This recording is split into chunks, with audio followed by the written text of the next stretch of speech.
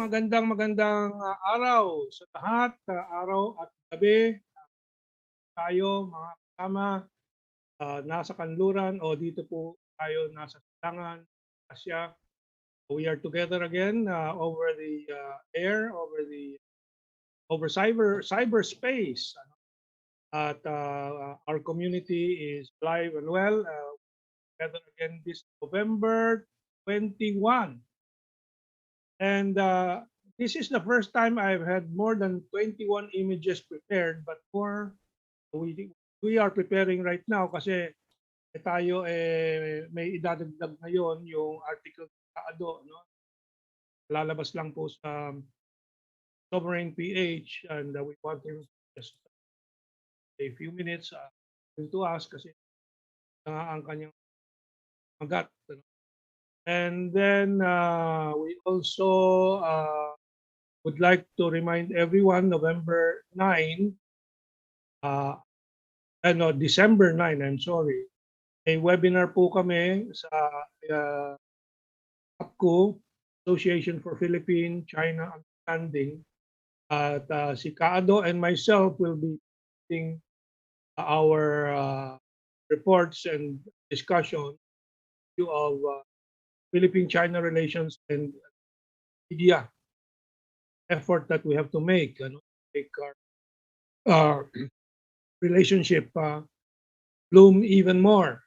Kasi tulad ng nakikita natin itong linggong ito lang, nakaraan, napakaraming information war, battles are being launched and has to be fought. Yung Ayungin Shoal incident ngayon na water cannon ang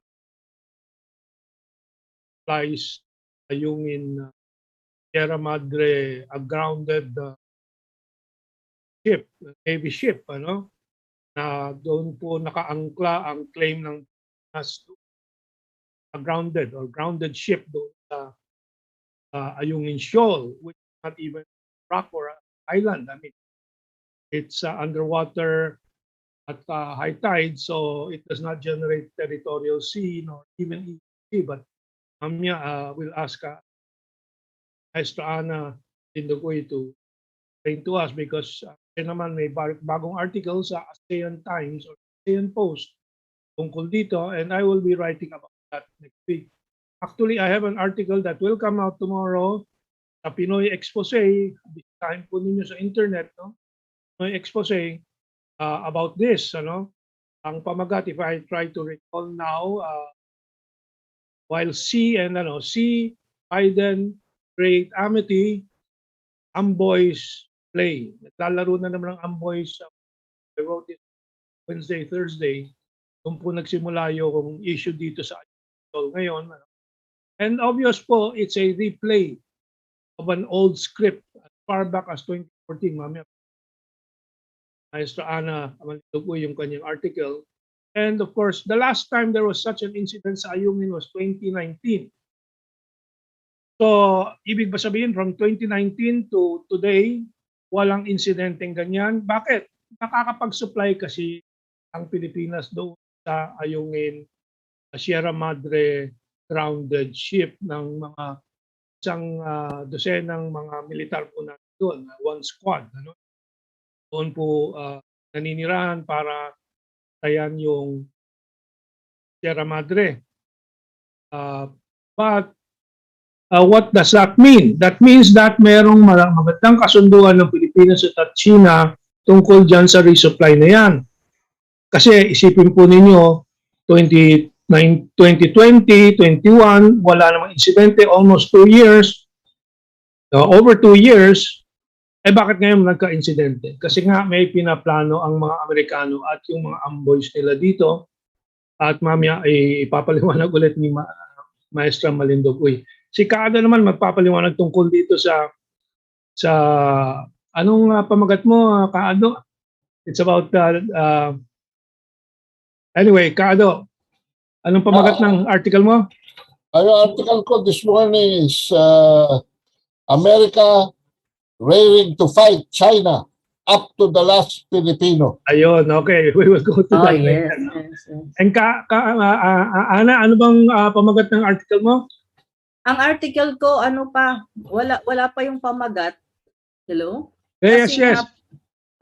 wala pang pamagat kasi yung, I think they will revise yung pamagat. Kasi pero yung sinapin mong pamagat. Ang pamagat ko na sinubmit is, tawag nito, a recent incident in the South China Sea. Again. Okay. Pero feeling ko they will revise it into something interesting. That's my Waterloo. Hindi ako magaling sa title. Si Kaado ang magaling sa title. Oo, si Kaado. And by the way, bumabati tayo kay Raul and kay Robbie who are tuned in now. I also wanted to check who our early birds are. Let me see. So Juliet, number 1 na naman dito sa Facebook natin. And of course, Mark Roberto is with us. Rosita Briones Dolores. Mari Oishi. Masarap daw, Oishi. And let me see, Carlo EY. I'm sure, ayun, about vaccines na naman. So I will erase him. We don't entertain that anymore, Carlo. Expand mo naman yung utak mo, but we know that you are, anong tawag doon? We'll discuss that later if we have time. Si Jacqueline Trajano is with us. And dito sa Fernando Dizon, Tasha Del Mar, GB is with us. Let me check below that. Si Pablo Havellana, Antonio Impelido, Julie Merano, Hazel Ayes, Ami Sakal. Okay, and Joshua, can we flash yung December 9? December. I have to keep repeating that. I'm stuck in November. Yan po pala yung America raring to fight China up to the last Filipino. Tinutulak ang Pilipino na mag-away sa China. Samantalang si Biden naman nakikipag-ayos kay President Xi Jinping sa kanilang last virtual meeting. Okay, and so that has been flashed ba? And also yung ating, I'm checking if na-flash na po, yung ating announcement for the December 9. Before I go to the first prepared, ito po ang si Kaado, and I promise you, and Kaado will promise you also a very, very interesting discussion. For example, I will tell you why America's media is so divided and polarized now. Alam po ba ninyo that there was a fair news act sa Estados Unidos? Fair news, kailangan ang media mag-represent ng both sides of an issue lagi. Yan po tinanggal ni Ronald Reagan through the FCC, Federal Communications Commission. Kaya napaka-polarized ngayon. And of course, another thing is bakit yung nagkaroon ng channel na sarili yung Republicans, Fox News, and CNN became Democrats. Anong ugat niyan? And then how does this affect our Philippine-China relations? Kasi tulad ng nakikita natin itong nakarang linggo, manipulado po ang mainstream media natin, gagawa sila ng insidente, palalaki ng palalaki, alam naman nila ang reaksyon ng politiko, sasakay kaagad, which we will show later on. Okay, so now we go first to, I want to organize Ana and Ado, with your permission, series of the non-mainstream candidates. And I will start with this, Yes. Si Ernie Abella, we will invite next week to join us. Si Ernie Abella po, yung protestante ba? Yes. I don't know kung anong religion, but he is running on that platform. Ito po ang image na nakita ko sa Facebook, na-contact ko na siya. Wala pa siyang sagot when we will schedule him, but we already asked him to prepare yung kanyang advocacy. Paliwanag niya, ito po si Ernie Abella, nasa screen na po ninyo. And sabi niya sa post niya, my leadership style is consultative. He will consult. You ask, we listen, we implement, and we will be firm. We are consultative, but we need the participation of every citizen, sabi ni Ernie Abella. Okay. And so, let's start, and the issues rolling. First, good news, NCR positivity rate down to 2%, sabi ng Okta. And I can already see sa malls and sa restaurants, and tayo, nag-meeting tayo sa restaurant with our young friends, sila Kevin, sila Matthew and the others just last week, and dumadami na po ang tao sa mga malls, restaurants, sa mga palengke, and things are normalizing, and that's good for our economy. Ito po yung dating before this last article ni Cado, Marcos, Go, Parlade, and Inday Sara for daggers to the heart of Duterte's enemies. And my article that is now out sa Sovereign page, Lessons from China, the Philippine Riddle is not without a governance model. Sabi ni Cado, yung title po, siya ang nag-formulate niyan. And sabi ko rito, dinidiscuss ko rito sa article ko, yung mga aral na mapupulot natin sa China, sa Communist Party of China, CPC, na 100 taon na po itong taon na to. And bakit napaka-tingkad ng kanilang tagumpay na sa loob ng 100 taon, nanalo sila sa Civil War and nanalo sila doon sa pag-aangat ng ekonomiya ng China at tataguyod ng social justice. Kasi hindi lang po sila yumaman at number 2, second largest economy in the world today, and by PPP, the largest economy in the world. By the way, the last news about China is that it is now the richest country with the most rich people, even beating the United States. How did they do this? May matututuhan ba tayo? There's a lot to discuss here kasi I would like to, if we have time, discuss the failure of the American system. Mamaya meron tayong balita doon sa sasabog na naman ang issue. Kaado, you lived in America, later we'll discuss this. Yung Rittenhouse decision ng US Court. Naalala niyo si Rittenhouse po, isang 17-year-old na nagdala ng malaking assault rifle, armaleta yun, or I don't know what it's called, no? Nung nagkakaroon ng Black Lives Matter rallies. I think this was in Portland. I'm not sure about the place. Our news item is there later on. No? And nagbabaril. 2 namatay. But the court acquitted him now. Just yesterday. Wala daw kasalanan kasi puti siya. Yan ang sinasabi ngayon ng marami sa Amerika. Dahil puti siya, nakapatay ng 2, nagdala ng armas doon sa rally ng mga itim, nag-i-spray ng mga bala, 2 namatay, absuelto. How does that happen in a just society and democratic society? There's really very serious wrong. Ang problema dito sa Pilipinas, marami pang bilib. Dito na pala, na-post na po ni Kadjo. So, America raring to fight China to the last Filipino.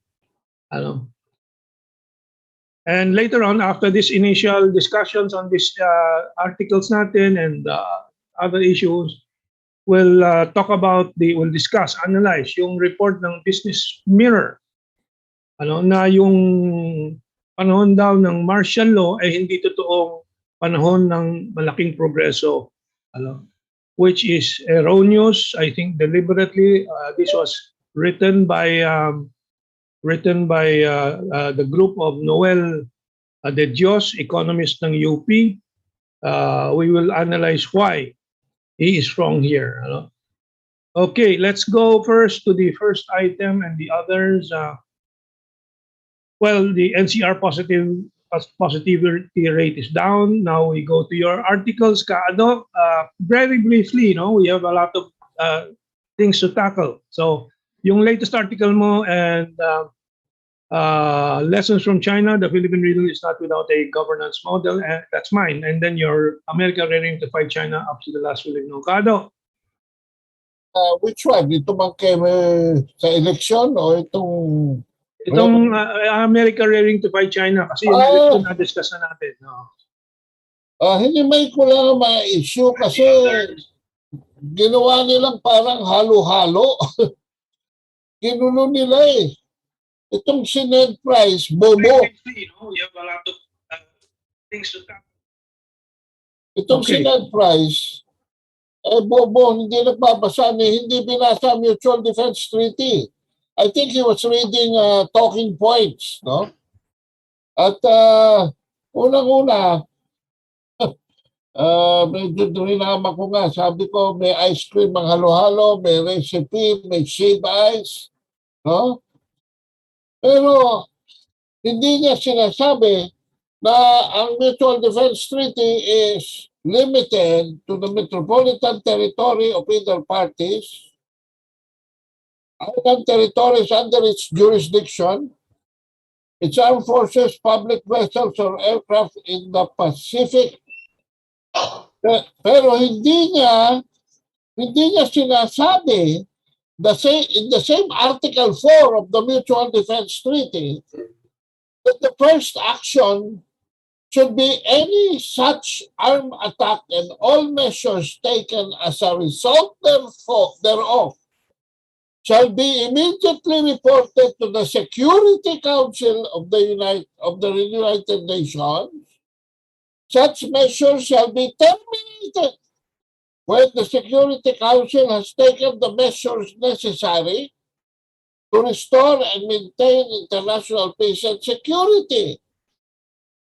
Pangalawa, as President Marcos clarified in his September 1982 speech before the National Press Club sa Washington, D.C., ang responde ng Amerikano is not immediate and automatic.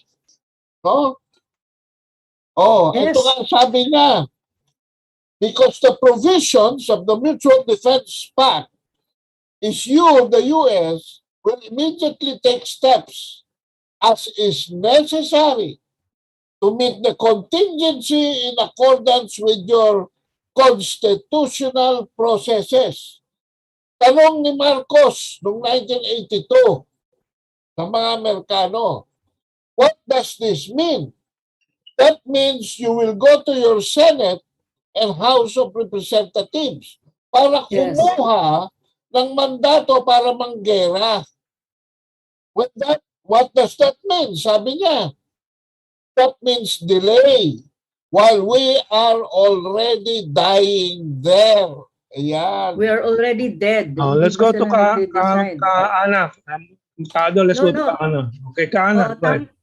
Tama si Kaado doon sa provisions na yon. Kasi yung provisions to come to our aid if in any case of an attack, hindi yun automatic provision ng MDT. It has to go to Congress and Congress has to deliberate even before giving that command na anuhin tayo, kumbaga tulungan tayo if in any case there's an attack on us. So tatagal yun, no? Magde-deliberate pa sila. Habang di-deliberate sila, tayo dito sa Pilipinas nagkakamatayan na. Before pa sila maka-action, dead na ang Pilipinas. Ganun yun eh. Kaya nga ako I wrote a lot of articles on this and was trying to point out na still at the end of the day that MDT is not on our benefit, hindi siya beneficial for the Philippines. It's skewed, no? It's not even being ang pumirma niyan, it's not even considered as a treaty really, no? Yeah. Kasi executive level lang yan eh. That's right. Well, right. Yeah. Right now, gamit na gamit yung MDT ng mga Amerikano para magoyo ang Pilipino dito sa Ayungin Shoal and water cannon incident, no? Ang aking point diyan, of course, Kaado's point has been made, no, na hindi po sasaklolo ang Amerika. We have an image later there, we will show it, no, na nung bumisita sa 2014 si Obama, sabi niya, hindi namin interest ang territorial issue ninyo, But nakakalimutan ng marami, and ang media naman natin, hindi nagbibigay ng historical context sa mga ito kasi nga ang intention nila manggoyo. And yung mga politiko, nandiyan, meron na tayong image, si Lacson pumasok last time, last Friday, we showed Coco Pimentel, pumapil din dito sa South China Sea, Ayungin incident and so on. And even Trillanes also. Yeah, Trillanes lately. ngayon lumabas. I think we have an image of Trillanes. Lahat gustong bumida dito. Ay nako. We have to move on. Kasi we will return to this issue later. We have other items in the agenda going back to this issue. So, thank you Kaado, thank you Kaana dito sa issues. And of course your articles to help the public keep a balanced perspective dito sa mga issues na ito. Okay, very quickly din, let's devote around 3 to 5 minutes here. Yung sinasabi po ni Noel De Dios, economist ng UP School of Economics, na hindi totoo daw yung mga tingin ng maraming, lalo-lalo na mga nakakabata, na ang panahon ng martial law ay very progressive. Pero actually, ang nakakalimutan niya, nag-iwan ng ebidensya ng progress si Marcos doon sa martial law years. Ano yan? San Juanico Bridge, sa Pan-Philippine Highway, hindi ma-deny yan. No? LRT. Plans, LRT. Yung LRT was, through the period not of martial law na, but of Marcos. Kasi the martial law was lifted in 1981, if I'm not mistaken, just a year or two. January. 1981, right? Yes. Yan. So pero tuloy pa rin ang period ni Marcos to 1986, of course LRT started in the 70s pa, yung construction and so on. So ayan po. And now ang hindi pinapaliwanag, totoo nga, but by the way, before I continue, he admitted that the first 3-4 years of martial law was extremely progressive kasi umabot ng 8% and above ang GDP. Pero bumagsak after that, noong period, hindi naman niya pinapaliwanag, sabi niya bad luck lang yon dahil oil price umakyat. Hindi po, yung oil price na shock, hindi po bad luck yon. That was a design by the Americans against the third world and against the world in general. Kasi nga, konektado yung oil price shock to the petrodollars. Yung petrodollars naman, nangyari po yan dahil nga ang si Kissinger, para masalba ang US dollar noong 1971, nung nag-decouple from the gold standard ng Amerika para hindi niya bayaran yung mga utang ng Amerika, ang naging usapan nila, ang inarrange ni Kissinger sa Saudi Arabia, wala kayong tatanggaping pera kundi US dollar para sa inyong lakis. And at that time, not very many countries have that much exploration of oil. Pilipinas wala pa. And 1971, 1970, so naipit ang Pilipinas. Nagkaroon ng several oil price shocks, including 78, 79. I think the dates nagsimula yan, 1971. So we were always scrounging for dollars. And so we had to borrow.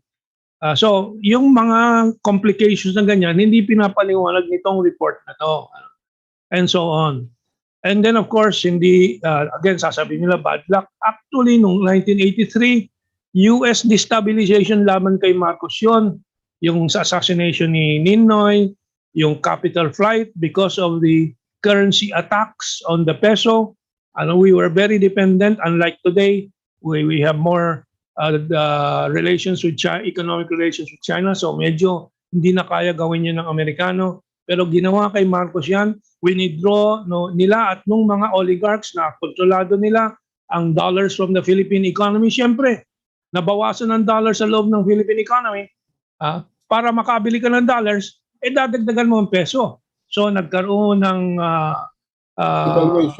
devaluation tayo from 24 to the dollar or 18 pesos to the dollar, naging 24, 28, and so on para makabili ka ng dolyar. Wala tayong dolyar, so hindi tayo makabili ng imports. And so on and so forth. Yun lang ang point dito. So, you want to react? Please go ahead now. Besides Mentong, yung LRT na sinasabi mo was started with the Executive Order 603 noong 1980. martial law pa at ito ay natapos noong December 1984. Yun, okay. The LRT is one of the achievements of martial law. That's right. Okay, Kaana, you have a reaction? Hindi, tama na. Wala po akong maidadagdag kasi nabasa ko rin pong isang article explaining kung bakit nga ba tawag nito, nahirapan ang towards the end na ng martial law before lifting yung Pilipinas at nagkaroon nga ng yung debts, tumaas yung presyo at saka yung peso and dollar exchange ay medyo naging mataas ang dollar as against the peso kasi nga po iniipit din tayo ng multilateral agency which was actually designed by the US. Kaya ang problema ni Marcos, bakit naiipit kami? IMF ba? Nabasa ko yung isang article diyan ng LaRouche, I think, no? Yes, they wrote a really very detailed, justifying na hindi actually kasalanan ni Marcos yun, kasalanan yun ng empire. America talaga ang nag-atake. Oo, yung empire ang tawag ko sa kanila. Parang, Okay. Star Wars. It's now 8:29 going on 8:30. I think we can go to RP1 for the station break. #ID natin, ang ID ng Pilipino.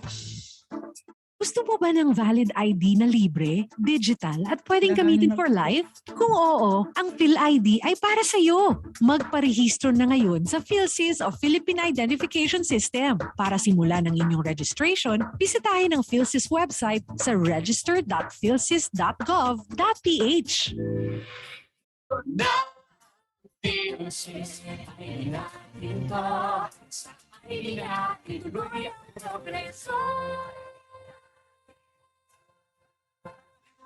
#ID natin, ang ID ng Pilipino. Isang paalala mula sa PSA, PCOO at ng Philippine Broadcasting Service. Aminin mo, na-miss mo na rin siya. Ang kulitan nyo, mga tawanan, mga binuong pangarap, lalo na ang presensya niya. Ngayon, pwede na ulit kayong magsama. Yayain mo na siyang umuwi at manatili dito sa ating tahanan. Balik na siya dito sa atin. Balik na kamo siya dito sa bagong pag-asa. Iparating natin sa kanya na mula nung umalis siya ay marami na ang nagbago. Tuloy-tuloy na ang pag-unlad dito. Kaya tuloy-tuloy na rin ang pag-asenso dito sa probinsya. Huwag na sila na mabalik na diri sa atua. Adto lang sa website balikprobinsya.ph. Bisitahi ang Balik Probinsya Bagong Pag-asa Program official Facebook page o tawagi ang 0919-069-2530 or 0919-065-7896 aron mapangutana kung unsaon. Tuloy-tuloy sa rangkata ang Res Bakuna. I am happy to report that we exceeded our target of 55 million doses administered in October. Supply ng COVID-19 vaccine na dumarating ay mataas din. We have achieved all-time monthly delivery of 34,870 vaccines. Normally, delivery natin per month naman 16 million. Kaya pag turn nyo na, magpabakuna na.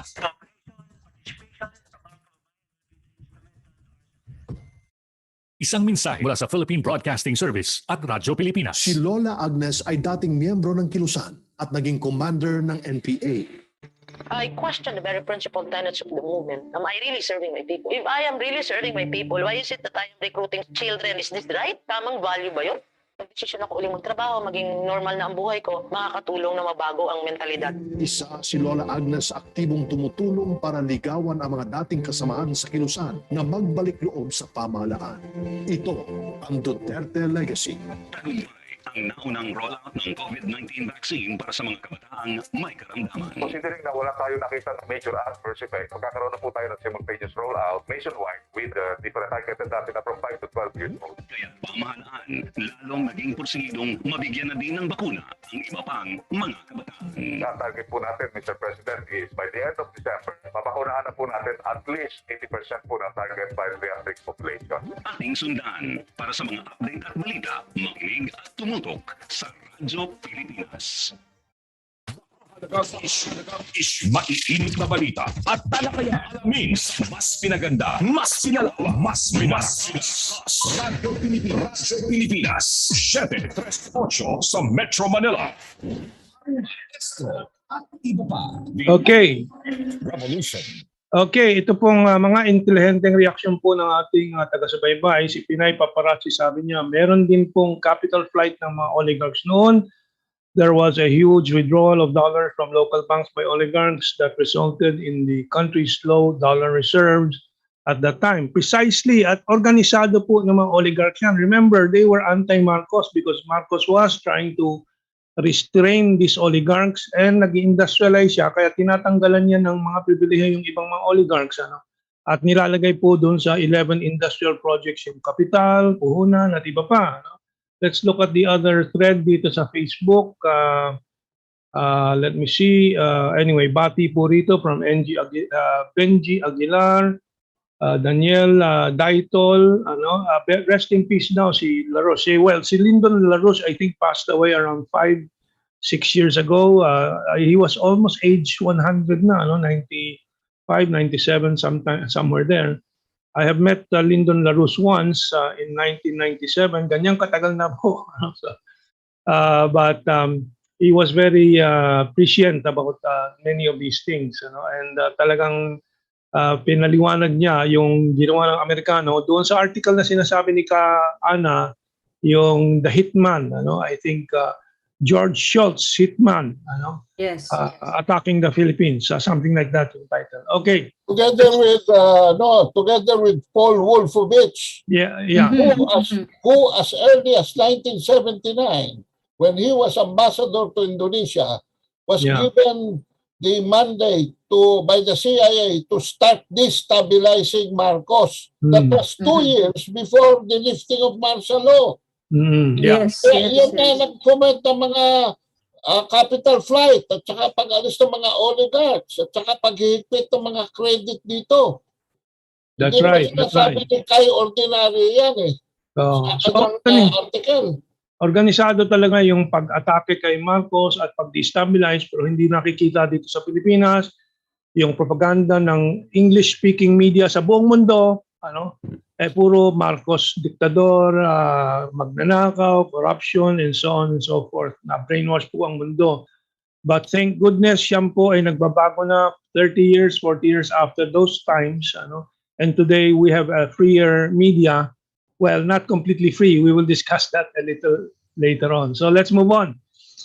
Dito naman sa ating bansa, all these negative reports about the Philippine economy and so on is pilay. Binubuwag, pinabasura po yung mga negative reports nitong comparison ng growth rate po sa third quarter ng ASEAN 6 countries.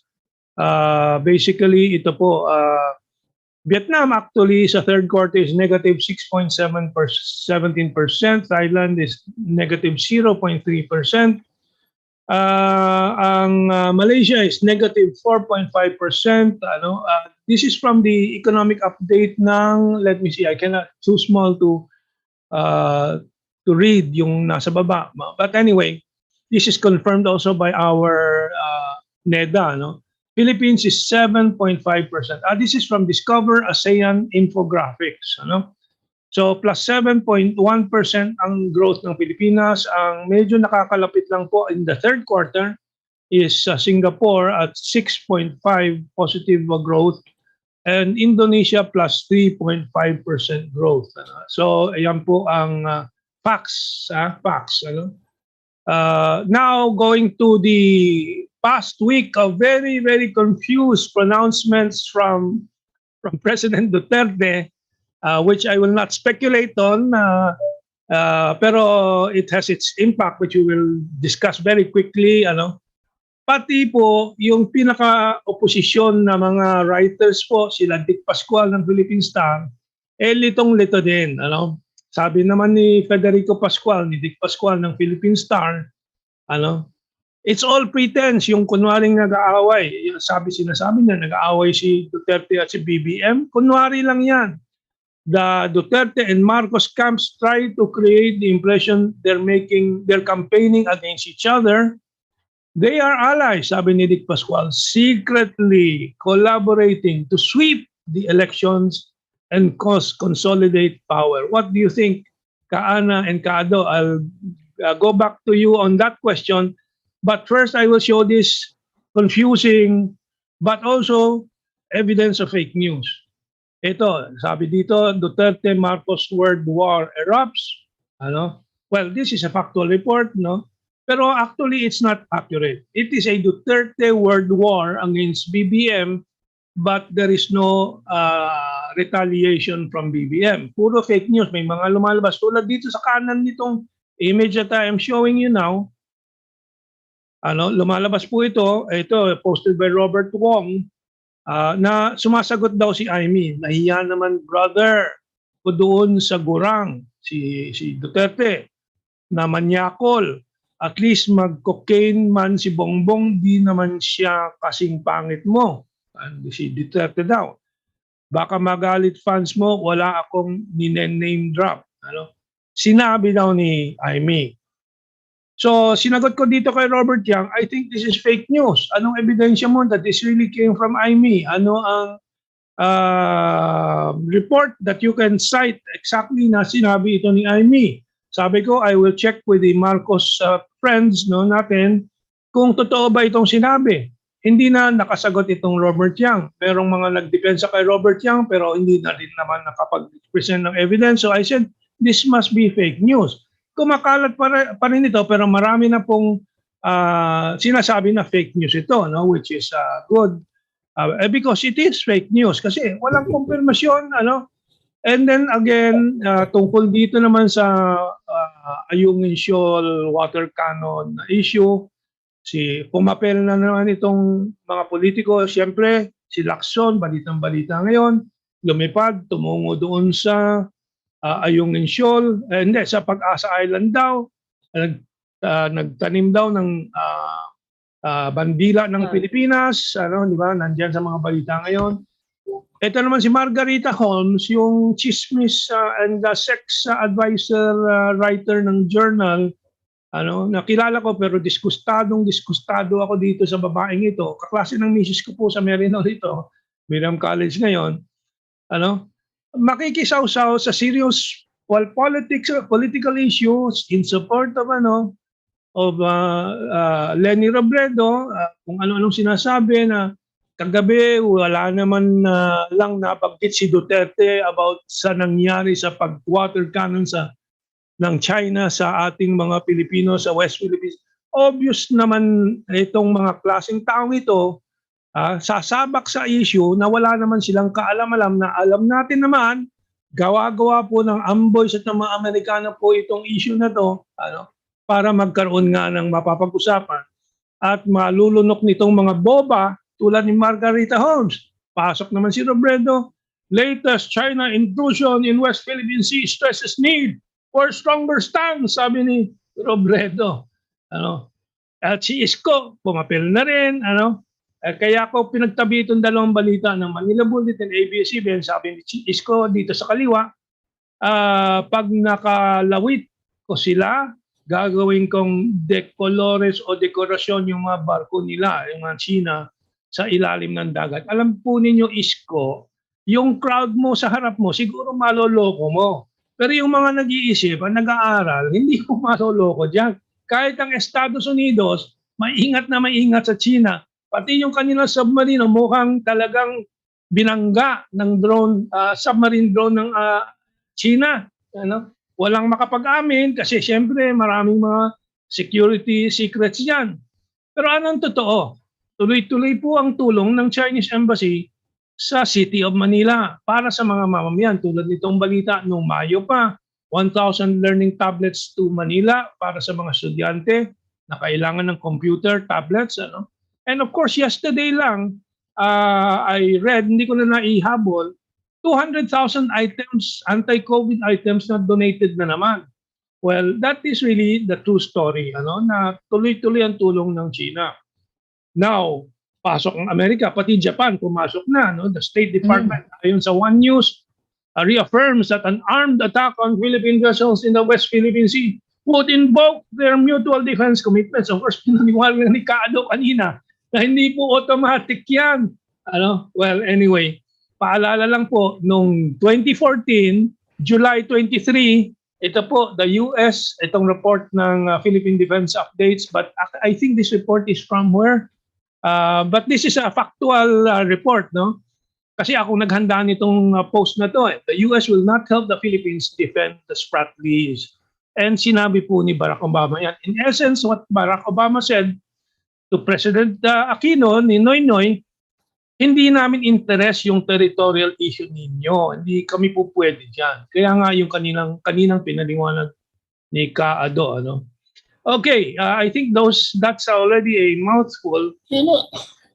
Sino ba pakiniwalaan natin? Si Ned Price ba na nagbabasa lang ng talking points?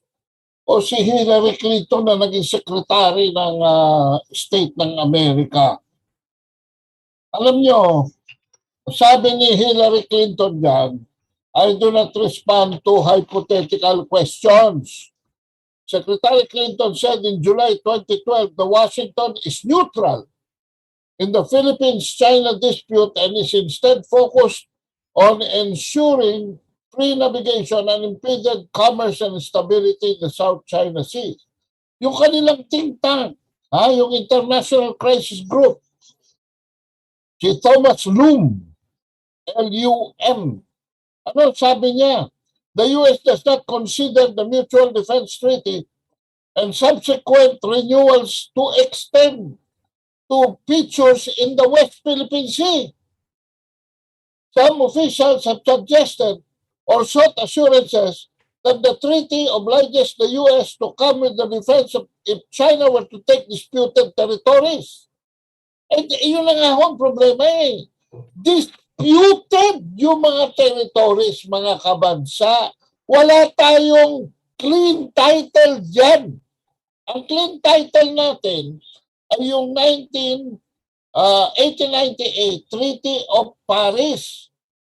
Sabi pa ni Lum, the Obama administration has not further specified the circumstances under which the U.S. Armed Forces would intervene on behalf of the Philippines, and so have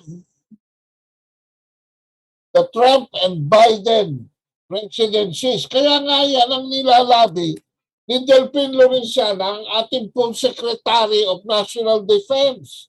Let us revisit, review, reform, and repair the Mutual Defense Treaty, anya ni Delphin Lorenzana, dahil walang maliwanag. At pag walang maliwanag po, yan po ang nagkokos ng gera. Yang uncertainties. Binanggit pa nitong si Ned Price, reminded China of the 2016 Arbitral Award. Punta na tayo dito, Mentong. Yes. The Permanent Court of Arbitration in The Hague, which firmly, sabi nga pero mong kapal ng old fart na ito, this guy is a lot of hot air. Firmly rejected Beijing's expansive claims in the South China Sea. Nakalimutan na naman that China did not participate in the PCA. The Philippines was left alone in the process.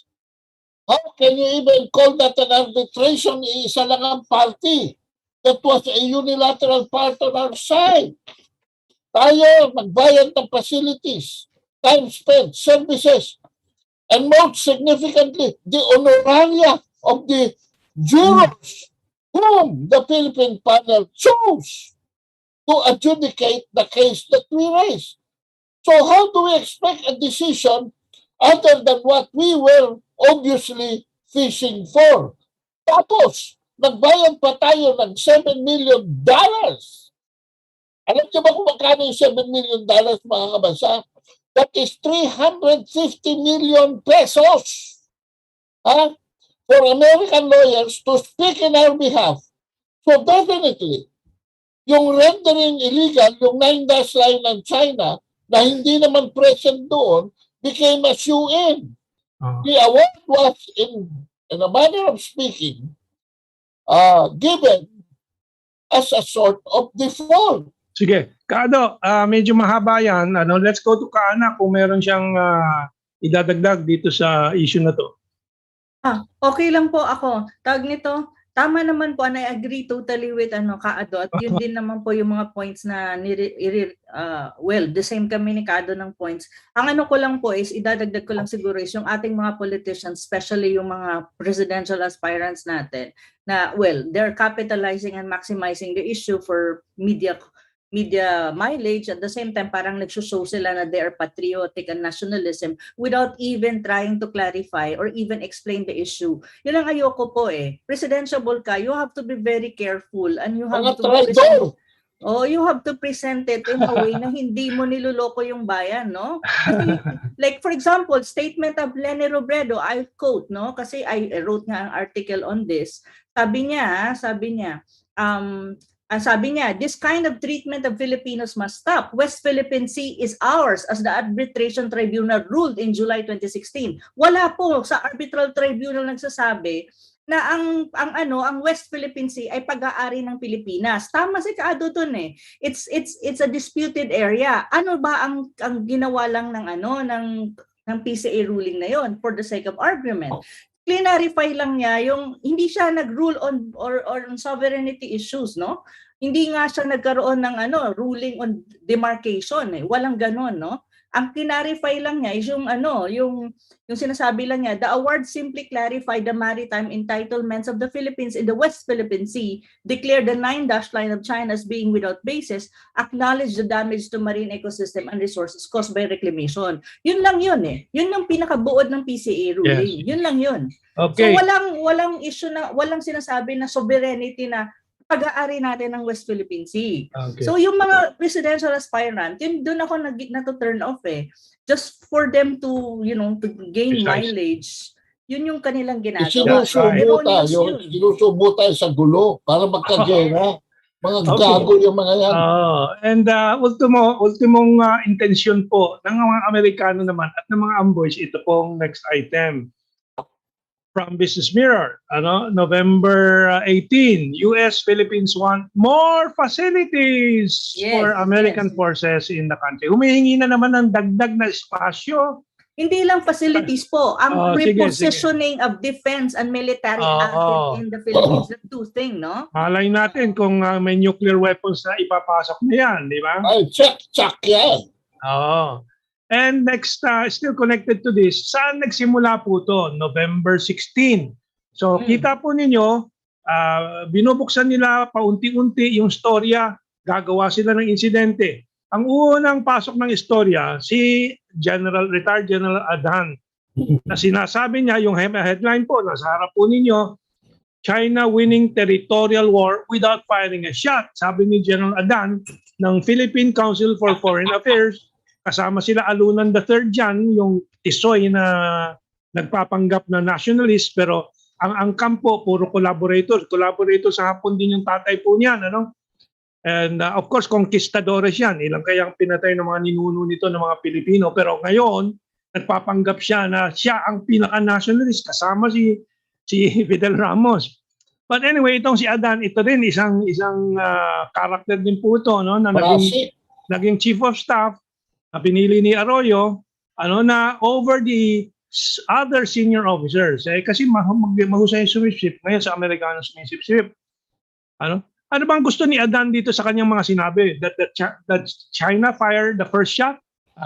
Well, ganyan po itong mga amboy. Gusto niya gulo. Meron nga dito, sabi dito, sa ating mga komentaryo dito, kung makikita ko, hindi ko makita right now kasi it'll take a lot of time. Let's just move on. So, ayan po ang simula po niyan talaga. It's now 8:52. We have 3 minutes. I will move on, because we have so much ground to cover. Itong whole series sa Ayungin, preceded yan nung Manchurian candidate na pinagsasabi ni Del Rosario, ni Foreign Secretary Del Rosario dati. Sinimulan po yan dyan na again China ang i-issue at ang Manchurian candidate ay yung si Bongbong Marcos daw, ang kandidato daw ng Chino.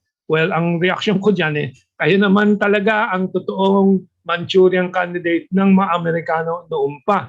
Hindi mo masasabing Manchurian candidate si BBM ng China o si Duterte because they opened relations, yung ama ni BBM opened relations with the socialist countries, Russia, China, and many other countries as an independent foreign policy move, di ba? Oh. And so before we move on to some international issues and then some Philippine issues again, let me ask for your reactions to this. We have 2 minutes before we take our 9 o'clock news break. Kaana and then Kaano. Yes, ang issue ng Manchurian candidate daw, actually baliktad yan eh. Yung ibang presidential mo, Manchurian candidate ng US, obviously. O gusto niyong pangalanan ko, alam niyo naman kung sino, diba? I mean, obviously, si ano nga lang eh, sino pa yung babae na nag-file ng cases ng malampaya? It's already an indication. Si Lloyda Nicolas. Tignan mo, sino ba ang sinusuportahan niya? Hindi ba yan Manchurian candidate? Yan yung totoo. China will never interfere in local and domestic politics. Hindi nila gawain yun. Sino ba ang mahilig gumawa nun? Yes po. Palakpakan ng 2 kong kamay at 2 kong paa. You know why? You know why? Mamaya, Joshua, i-display mo yung statistics ng survey ng Publicos. Dahil, ang issue sa eleksyon na ito, unang-una, this is a referendum on the Marcoses. This is not a referendum on the Duterte. Pangalawa, West Philippine issue is not the issue at hand. Ano ang issue at hand? COVID-19, recovery from COVID-19 and the progress of our economy thereafter. Si Bongbong Marcos mo lang makakarinig ka dyan ng ganyan. Itong mga basura, puro West Philippine Sea. Bakit? Nandiyan kasi yung payola. Nandiyan kasi pag-liquidate nila ng mga pondong tinanggap nila sa ibang bansa. They have to liquidate these funds or else they will be liquidated. Amen. Okay, it's 8:55. We have to go to RP1 again for the 5-minute news break and then station ID. Radyo Pilipinas, Network Balita, ngayon. Magandang umaga, Luzon, Visayas at Mindanao. Narito ang mga balita sa oras na ito.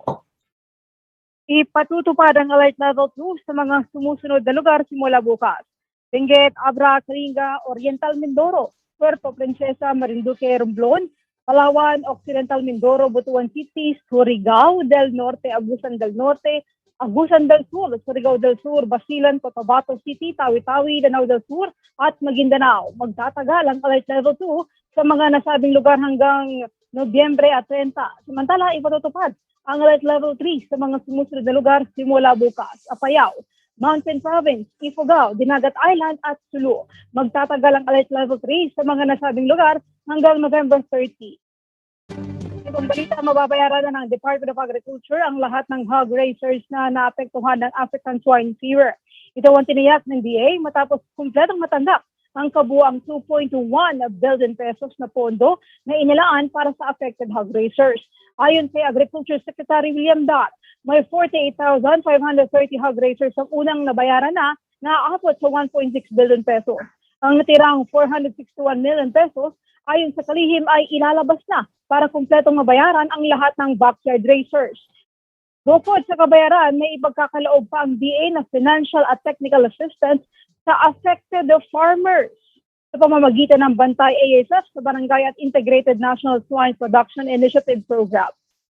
Sa ibang balita, nagpaalala ang Department of Health sa publiko na hindi pa ibinibigay ng pamahalaan ang COVID-19 vaccine booster shot sa pangkahalatan o general population. Sa isang pahayag, sinabi ng DOH na ang nasabing booster doses ay ibinibigay muna sa mga healthcare workers. Ayon sa kagawaran, risk-based ang desisyon para ibigay ang booster doses sa mga nasabing individual. Dagdag ng DOH, ipatutupad ang rollout sa iba pang priority group sa mga susunod na buwan. Good news para sa mga pensioners at mga miyembro ng GSIS o Government Service Insurance System. Madadownload na nila ang mga susunod na linggo ang bagong mobile app na GSIS Touch. Ayon kay GSIS President and General Manager Rolando Macasait, magiging available ang bagong app sa Google Store at sa mga Apple Store. Paliwanag ni Makasain, agad na makikita ng mga miyembro ng pensioner ang kanilang impormasyon at iba pang serbisyo ng GIS sa kahit anong oras. Mamomonitor din nila, ang kanilang remittances at loan payments, pati na rin ang maturity ng kanilang life, retirement, dividend refund, and edu-child claims, pre-need plans at insurance policy. Yan ang mga balita sa oras na ito. Ako po si Kate de la Cruz, Philippines. Magandang umaga. Tuloy-tuloy sa arangkada ang res bakuna. To report that we exceeded our target of 55 million doses administered in October. Supply ng COVID-19 vaccine na dumarating ay mataas din. We have achieved all-time monthly delivery of 34,887,870 vaccines. Normally, delivery natin per month pinakamataas 16 million. Kaya pag turn nyo na, magpabakuna na.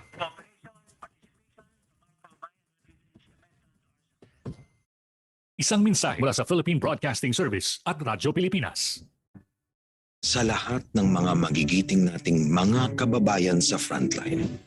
Check po ng inyong ID. Ilang malalim po. Lagi po tayong magpupugas ng kamay, ha? Check po tayo ng temperature.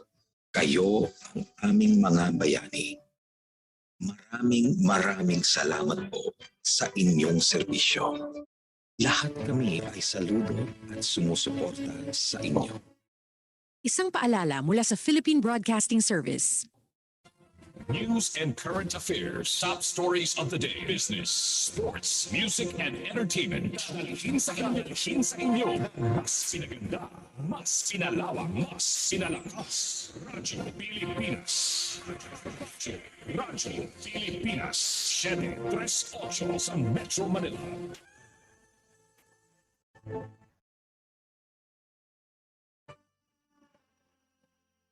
Ang maestro at iba pa. The Unfinished Revolution. Ano nga ba ang epekto ng mga hakbang ng pamahalaan kay Juan at Juana? Sa anong paraan mararamdaman ng simpleng mamamayan ang mga pinatutupad ng public policies panuntunan ng Pangulo? Yan ang tatalakayin at ipapaliwanag sa Ang Maestro at iba pa. Bahagi kayo ng usapan. Kung may tanong o kuro-kuro, ipaalam sa Ang Maestro at iba pa. The Unfinished Revolution.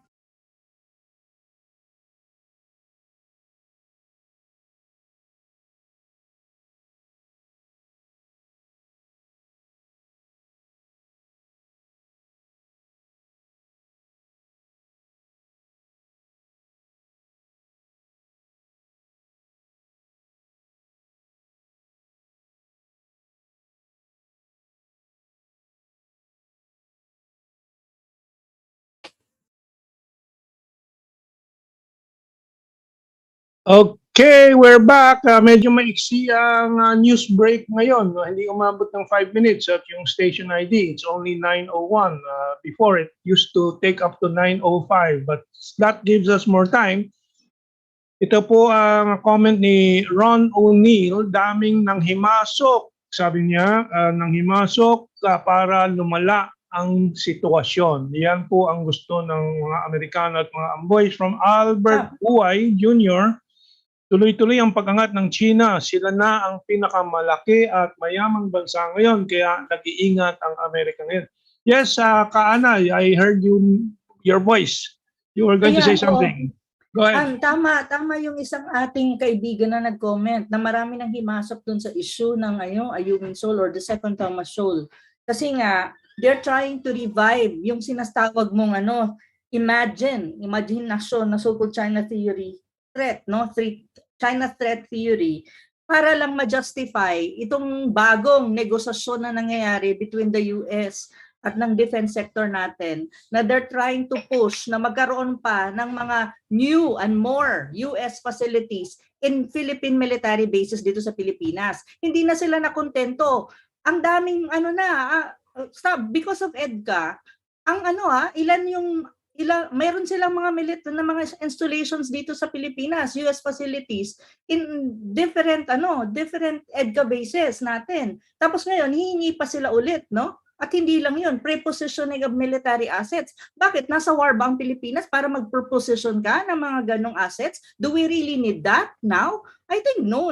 Tabang nga si Kado, ang kailangan natin is makabangon sa COVID-19 pandemic to ensure na hindi na ulit tumaas ang cases natin. Yun yung issues na dapat, pero still, they're trying to justify these things by having this kind of, mga events, kunyari, or incident, kunyari, na, okay po.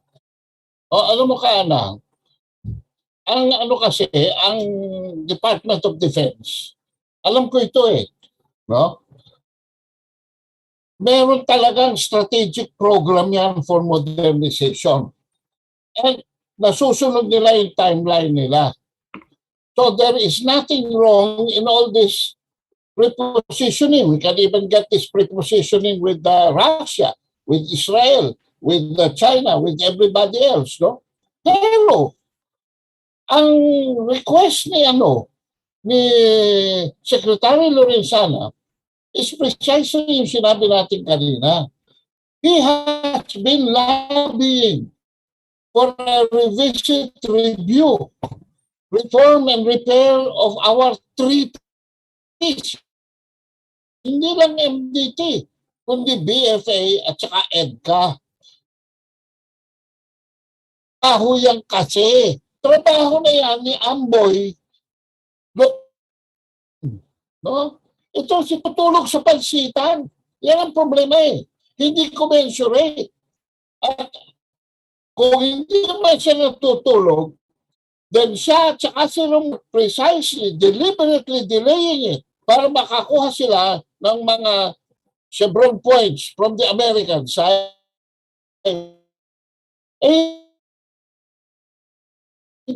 Kaya nga yung nagdududa na yung ibang tao na there are people around the president na who are running circles around him.